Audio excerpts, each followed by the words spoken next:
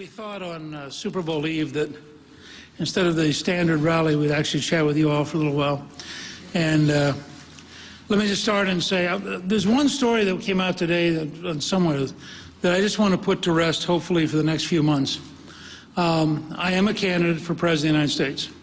I will be a candidate for President of the United States. We will go to Tampa.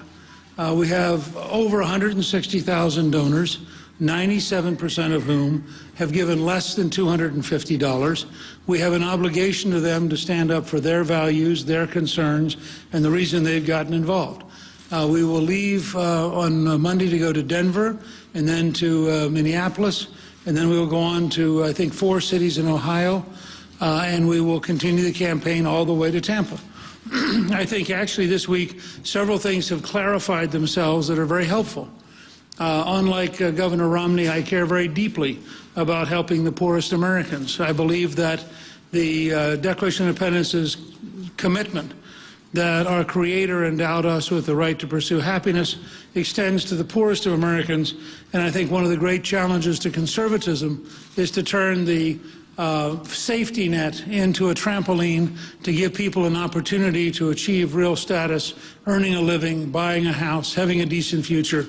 So I'm not comfortable, as Governor Romney said he was, with simply allowing people to languish in the safety net. And I think that that's a very fundamental difference between the two of us. I also believe that his proposal for indexing minimum wage is a bad idea, which will increase unemployment. And every evidence we have is it would increase unemployment.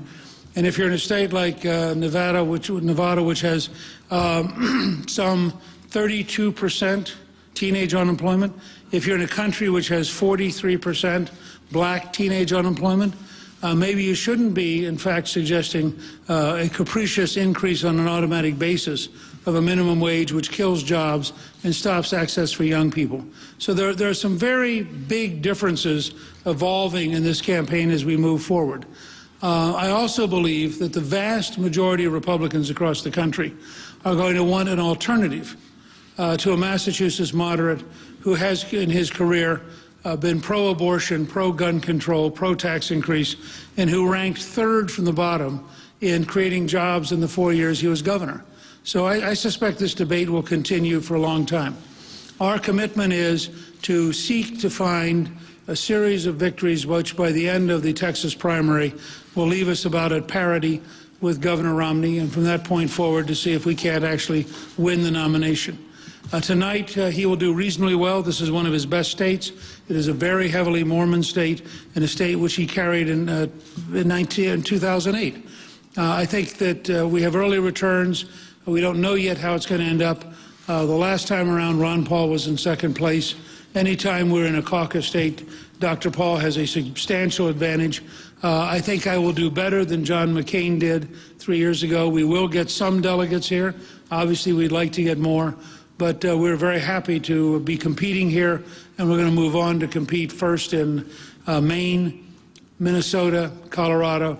Early voting has already begun in Ohio and in Arizona, and we'll be competing later this month in Arizona and in Michigan, and we'll go on to Super Tuesday and then beyond that. So I just wanted to sort of set that so all of you could relax.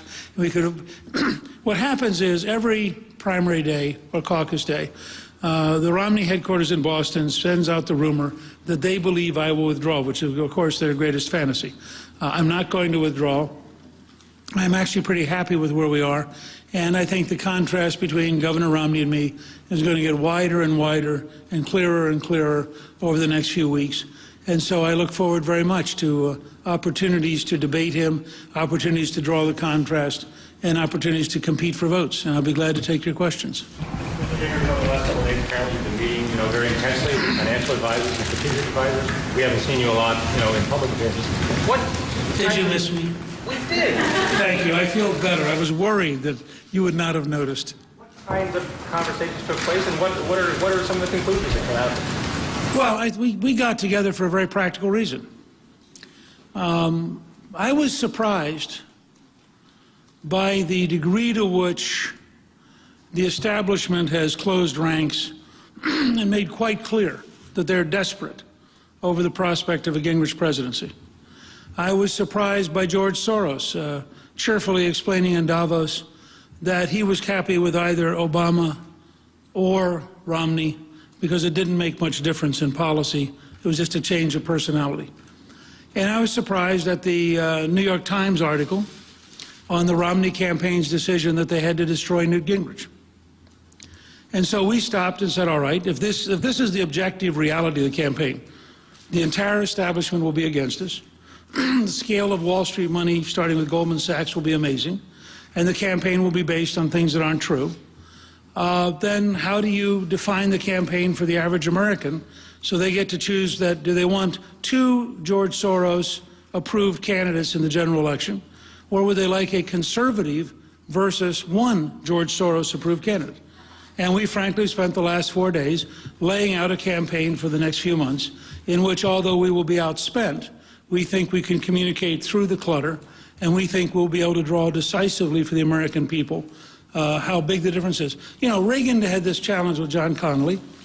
Goldwater had this challenge with Nelson Rockefeller. We've had past Republican campaigns in which the establishment had massive financial advantages. Reagan lost 5 straight primaries before he began winning in 1976. I'm pretty comfortable that when you come down to it, as we go state to state to state, a pro-abortion, pro-gun control, pro-tax increase, George Soros-approved candidate of the establishment probably is not going to do very well. And I'm happy to have that debate with Governor Romney, and I will debate him one-on-one, anywhere, anytime that he's willing to stand up and explain his record without the kind of gimmicks he used in Florida. Speaker, you seem to be looking past the February. Right here. Oh, I'm sorry. Wait, I'm going to go to Alex and come to you. Everybody will get a chance. The Super Bowl's not until 3:29. That is not enough of a really long session. Go ahead. There are reports that Sheldon Adelson has been meeting with Mitt Romney and has said that he will, help him financially. Who this? Sheldon. I have no idea. Would that bother you if he is talking to Mitt Romney? Well, first of all, I think what he's quoted as saying is that if I dropped out, he would be willing to support Governor Romney. And I've said myself, if the choice is Obama and Romney, then there's no choice. I think that's how Sheldon Adelson feels. Look, Sheldon's primary driving force is the survival of the United States and Israel in the face of an Iranian nuclear weapon. And compared to Barack Obama, virtually anybody is a better candidate. So that doesn't bother me at all. Yes, ma'am. Thank you. Mr. Speaker, you seem to be looking past the February states and really aiming at Super Tuesday. How much of your focus in the next couple weeks is going to be on Super Tuesday states? You're obviously spending a lot of time in Ohio this week. Can you lay out what the next month will mean in terms of a Super Tuesday strategy? Well, one of the things that some of you, as you keep score, don't quite follow me on is I actually think we're a national system in terms of information flow. So I think if I'm on Hannity, or if I happen to be in Associated Press, to take an example, or if I'm on one of the networks, or even in the New York Times, that in fact it reaches the whole country. So I run a campaign which twice now has made me the front runner, and I suspect will again by the Texas primary or so. That really is a national campaign. I think next week, this coming week, we're in Colorado, Minnesota, and Ohio, and then we do CPAC in Washington.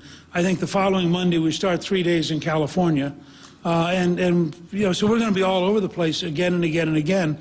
But we intend to compete in every single state in the country, and I think you can count on us being competitive in every single state in the country. Yes, sir.